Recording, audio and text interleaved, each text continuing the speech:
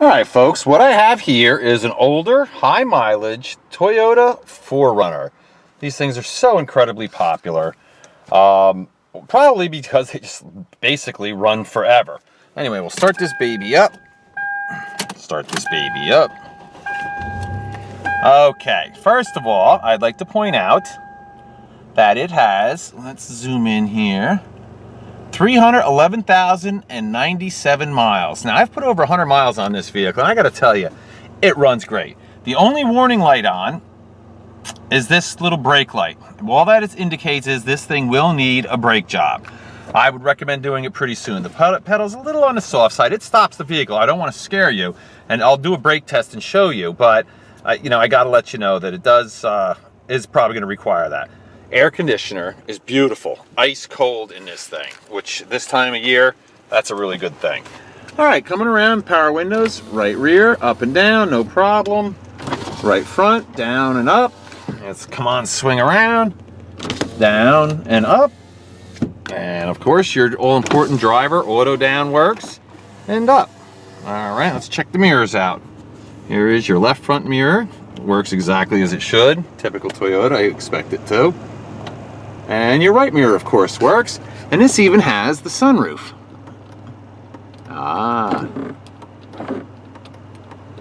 Let's see if it tilts. Let's open this up and see. Yeah, this feels like something in the switch there, okay? But not a big deal. The most important thing is the air conditioning works. Okay, it's got this aftermarket Clarion AM, FM, CDN cassette. Looks like a pretty fancy radio. I don't know how any of this crap works, so I'm going to leave that up to you to figure it out. Let's see. Let me see if I can at least make the tuner work or something. I don't know. Well, I hear static coming out of the speaker, so yeah, something does work. There we go. Leave it on disc. I just hate aftermarket radios. The interior, actually, even for a tan interior on a vehicle like this, of this age and mileage, is actually in pretty darn good condition.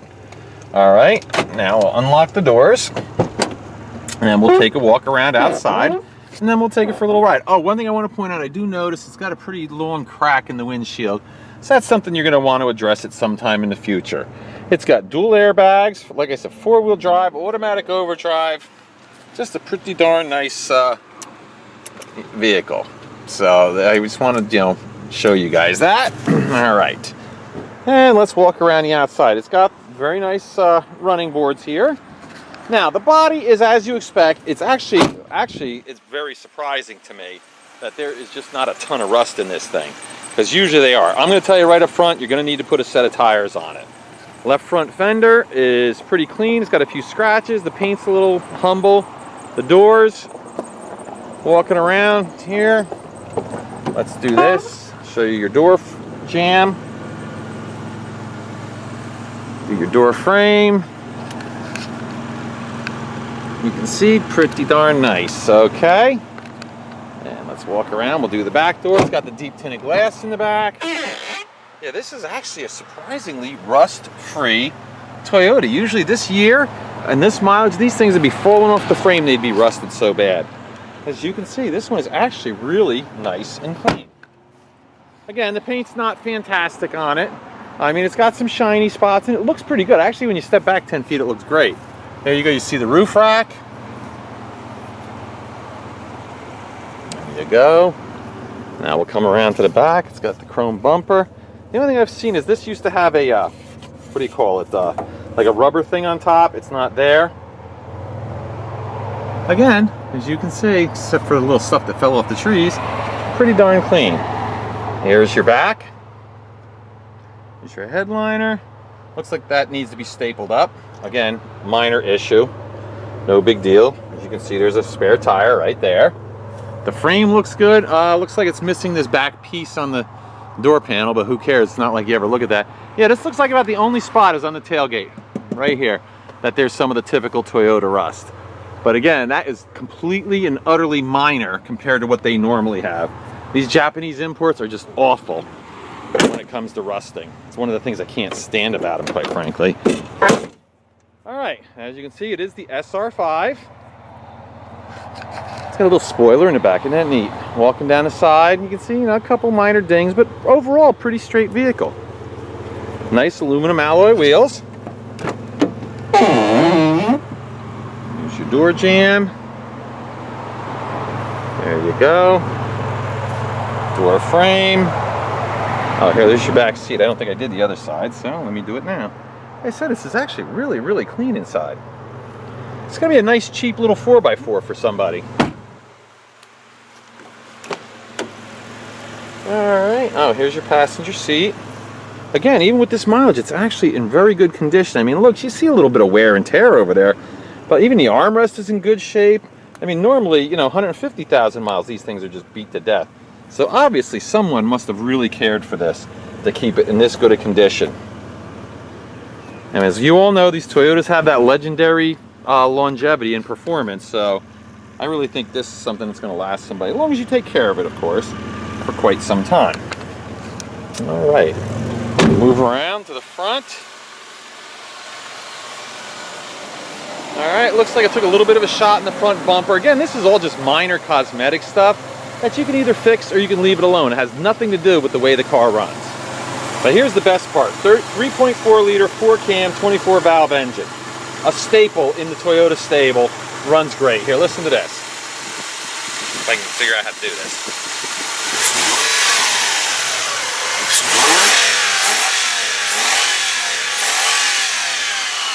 Now, you can tell that sounds fantastic. No high rev knock, no valve train noise. The exhaust does sound to be, to me, maybe a little on the loud side. I don't know if there's anything, you know, a hole in the muffler or what, but again, it's not so loud that it's annoying or even a problem, but I just like to point that out. All right, let's close this up. The hood looks like it had some body repair done poorly to it, so it's starting to crack now. Again, minor cosmetic stuff.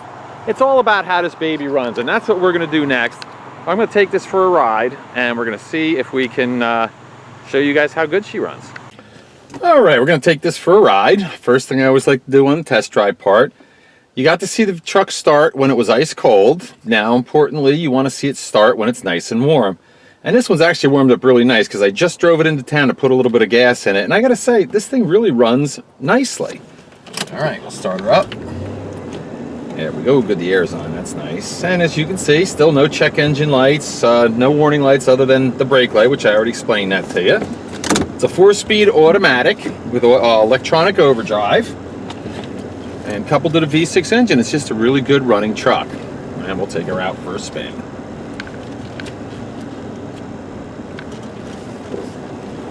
I don't know what it is today, it's just a lot of traffic.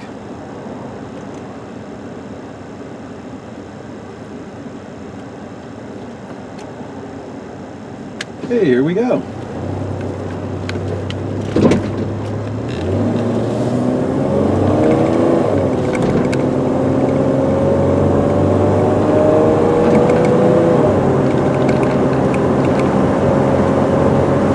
Here we are, 55 miles an hour already. This is a really smooth running, nice truck. I mean, it's got a couple little rattles and shakes, but you know, nothing crazy, nothing dangerous. You know, it's just an older vehicle. Goes down the road nice and straight, and see, hands off the wheel. Air is nice and cold, and yeah, just, again, it's going to be a nice, low-priced Toyota truck. All right, turn around here.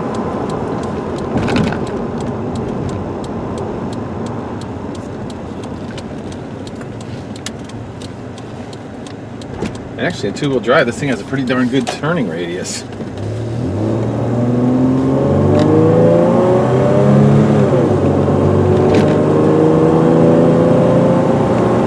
we are, 50 miles an hour, and I stepped on the gas pretty hard, but I wasn't really flooring it. Got up nice and quick, and as you can see, this transmission shifts so smoothly, it's amazing to me. All right, I'm going to do a little brake test for you. And really all that consists of is me pulling into the vacant lot across the street from my place. A little patch of loose gravel, I know where it is. I find it, I slam on the brakes, and I'll describe to you what happens. Now, the only thing you can visually see is just keep your eyes on the steering wheel, just to see if it, you know, goes wildly one way or the other, and that just tells you there might be some kind of brake equalization problem. But here we go, we'll go in there.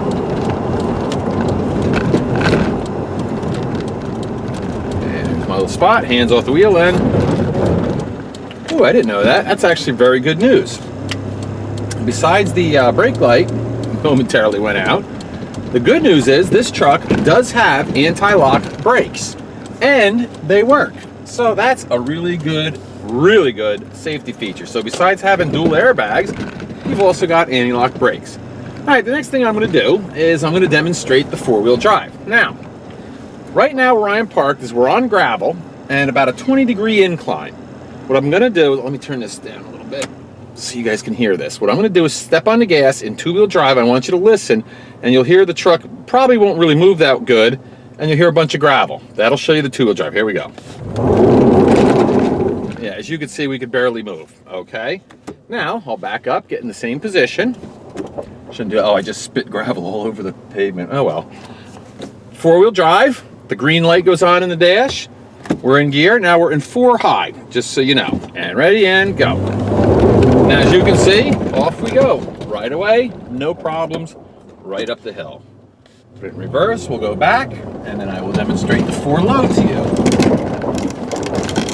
All right, now, 4 low really is something you're basically never gonna use, okay? But it's there if you get stuck in deep mud, sand. Oh, look at that, my camera fell over, sorry about that. Oopsie, tighten that up a little bit. Sorry about that. Yeah, it's something you never use, you know, deep snow, mud, whatever. What it does, changes how the trans shifts. It just gears everything down. And you'll notice that probably by the time I get to the top of the hill, which is about 50 feet away, it'll probably shift through all 4 gears. Anyway, here we go. 2, 3, and there, top gear already before we even got to the top of the hill. But as you can see, this thing pulls like a monster. It really does have good work in 4-wheel drive. Now, it's funny, because when I got this vehicle, the 4-wheel drive didn't work. I actually thought it was, and then my mechanic told me it was. I drove it, it didn't work. So anyway, I did have this fixed. So I know for a fact that it works, but I'd like to demonstrate it and prove it to you rather than just tell you about it. Okay, so we'll do a little quick walk around right now on this vehicle, and I'll do a recap. This is a 1997 Toyota Highlander SR5 SUV, 4-door, 4-wheel drive. I mean, just it is what it is. It's going to be a very inexpensive, very popular Toyota Highlander vehicle for you guys. All right, let me pop out here, take a little quick walk around, and then we'll call it a day.